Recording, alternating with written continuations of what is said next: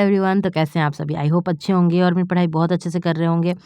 आज की इस वीडियो में हम डिस्कस करने वाले हैं मिक्स क्वेश्चंस, और मैंने पीएचपी के भी कुछ क्वेश्चंस को इसमें इंक्लूड किया है क्योंकि लास्ट टाइम पीएचपी के बहुत ही बेसिक्स और इजी क्वेश्चंस थे। ठीक है, तो चलो बिना टाइम वेस्ट के वीडियो को स्टार्ट कर। सबसे पहला सवाल है, विच of the following is not a characteristics of a good software requirement specification. मतलब कह रहा है कि एसआरएस डॉक्यूमेंट जब कभी भी हम बनाते हैं तो इनमें से कौन सी ऐसी जो कैरेक्टरिस्टिक्स हैं जो उनमें से नहीं होनी चाहिए। तो ऑप्शन है आपके अनएम्बिगियस, इनकम्प्लीट, वेरीफिएबल या कंसिस्टेंस। ठीक है, तो करेक्ट आंसर हो जाएगा आपका इनकम्प्लीट, मतलब कोई भी एसआरएस इनकम्प्लीट नहीं होना चाहिए। ठीक है, चलिए अगला सवाल है, the spiral model of software development is mainly suitable for. Spiral model जो होता है सॉफ्टवेयर डेवलपमेंट, वो किस किस केस में हम लोग उसको यूज़ करते हैं। स्मॉल प्रोजेक्ट के लिए, project with high risk and uncertainty, project with fixed requirements, या फिर मेंटेनेंस प्रोजेक्ट ओनली। तो करेक्ट आंसर हो जाएगा ऐसा प्रोजेक्ट जिसमें बहुत ज़्यादा हाई रिस्क हो और अनसर्टेनिटी हो, चेंजेस आते रहें फ्रिक्वेंटली, तो वैसी सिचुएशन में हम स्पाइरल मॉडल को यूज़ कर सकते हैं। ठीक है, चलिए अगला सवाल देखते हैं। डेटा फ्लो डायग्राम जब कभी हम बनाते हैं तो कौन सा ऐसा सिंबल होता है जो डेटा फ्लो को इंडिकेट करता है। सर्कल, एरो, रेक्टेंगल या फिर डायमंड। तो करेक्ट आंसर हो जाएगा आपका arrow. Arrow is the symbol that is used to indicate the data flow. Next question is the main goal of software testing. अब टेस्टिंग जो पूरा एक सॉफ्टवेयर टेस्टिंग हमारा प्रोसेस स्टेप होता है डेवलपमेंट के केस में, उसका मेन पर्पस क्या होता है। प्रूव दैट कि सॉफ्टवेयर हैज़ नो बग्स, इस बात को प्रूव करना कि कोई भी गलती नहीं है हमारे सॉफ्टवेयर में, या कि फाइंड करना और फिक्स करना अगर कोई भी एरर की पॉसिबिलिटी है तो, या फिर ये शो करना that software meets its requirement, या फिर लास्ट है increase the number of test cases. किस लिए होता है सॉफ्टवेयर टेस्टिंग, तो इसका मेन काम है ये शो करना that software meets its requirement. ठीक है, जब कभी भी टेस्ट इसलिए करते हैं ना कि जो चीज़ हमें चाहिए, जो हमारी रिक्वायरमेंट है वो पूरी हो चुकी है, इसको जानने के लिए हम लोग सॉफ्टवेयर टेस्टिंग करते हैं। चलिए अगला सवाल देखते हैं। Which of these is not a software design principle. Modularity, coupling, cohesion या फिर कंपाइलेशन। तो करेक्ट आंसर हो जाएगा आपका कंपाइलेशन। ठीक है, चलिए अगला सवाल देखते हैं।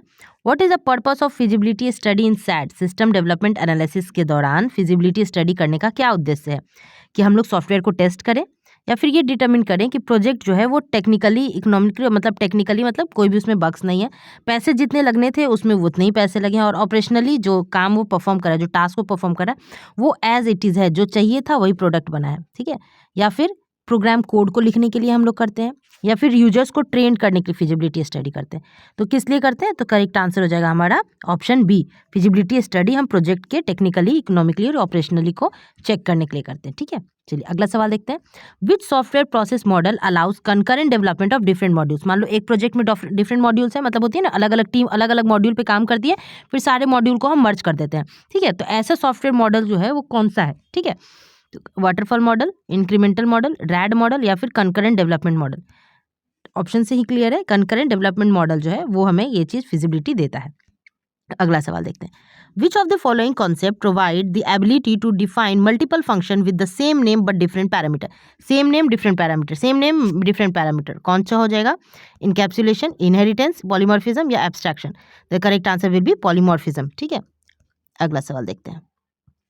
उप्स के क्वेश्चन हैं ये सारे। उप्स भी एक फेवरेट और इंपॉर्टेंट टॉपिक है हम हर एग्जामिनेशन के लिए, किसी भी कंप्यूटर साइंस एग्जामिनेशन के लिए उप्स तो फेवरेट टॉपिक है ही। Which constructor is called automatically when an object is created. Constructor, obvious सी बात है, जब कभी में ऑब्जेक्ट इनिशियलाइजेशन का काम होता है तो कंस्ट्रक्टर कॉल्ड होता है। तो कौन सा कंस्ट्रक्टर है जो बाय डिफॉल्ट खुद से खुद कॉल्ड होता है। Copy constructor, default constructor, parameterized या फिर both B and C. The correct answer will be default and parameterized constructors are automatically called when the object is created. Okay, चलिए नेक्स्ट क्वेश्चन देखते हैं। Which of the following statement about virtual function is true. True की बात हो रही है। They can be static, they are resolve at compile time, they support run time polymorphism, या फिर they can not be overridden. Virtual function के बारे में कौन सा ऐसा स्टेटमेंट है जो सही है, तो सही बात है उसके लिए कि ये सपोर्ट करता है रन टाइम पॉलीमॉर्फिज्म, मतलब virtual function is supports run time polymorphism. ठीक है, स्टैटिक नहीं होता है ये। In C plus plus which operator can not be overloaded. बहुत इंपॉर्टेंट, टीआरई 2 में ये क्वेश्चन था और एस्टेट में भी आई गेस था। प्लस बिग ब्रैकेट या फिर स्कोप रेजोल्यूशन ऑपरेटर और इक्वल टू, और ये डबल डॉट को हम लोग स्कोप रेजोल्यूशन ऑपरेटर कहते हैं, ध्यान रखना। तो करेक्ट आंसर हो जाएगा आपका scope resolution operator can not be overloaded. ये था टीआरई 2 में, मैंने ये खुद ये क्वेश्चन का जवाब दिया इसलिए, और जो मैं फेल कर गई थी तो वो टीआरई 2 का मुझे ध्यान में है कि ये क्वेश्चन उस टाइम था। चलिए अगला सवाल देखते हैं।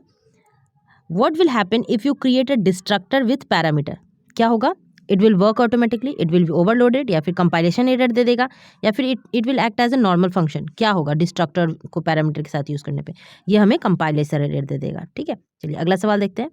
विच एक्सेस स्पेसिफायर, कौन सा एक्सेस स्पेसिफायर है जो कि अलाउ करता है डिराइव्ड क्लास को कि एक्सेस करने के लिए members of its base class but not external function.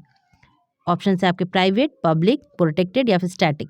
Correct answer will be protected. बहुत ही इंपॉर्टेंट है, इसको एक बार फिर से देख लेना। ठीक है, कि कौन सा एक्सेस स्पेसिफायर है जो कि अलाउ करता है डिराइव्ड क्लास को कि एक्सेस करे मेंबर्स को इसके बेस क्लास के, लेकिन किसी भी एक्सटर्नल फंक्शन को यूज नहीं करेगा। ठीक है, तो हो जाता है हमारा प्रोटेक्टेड। अगला सवाल है, the keyword this in C plus plus, this किसको रेफर करता है? करेंट फंक्शन को, बेस क्लास को, करेंट ऑब्जेक्ट को, या फिर नेक्स्ट ऑब्जेक्ट को? तो करेक्ट आंसर हो जाएगा आपका करेंट ऑब्जेक्ट को।